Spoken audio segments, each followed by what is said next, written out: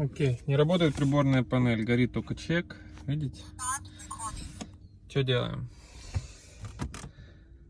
Так, глушим машину, значит.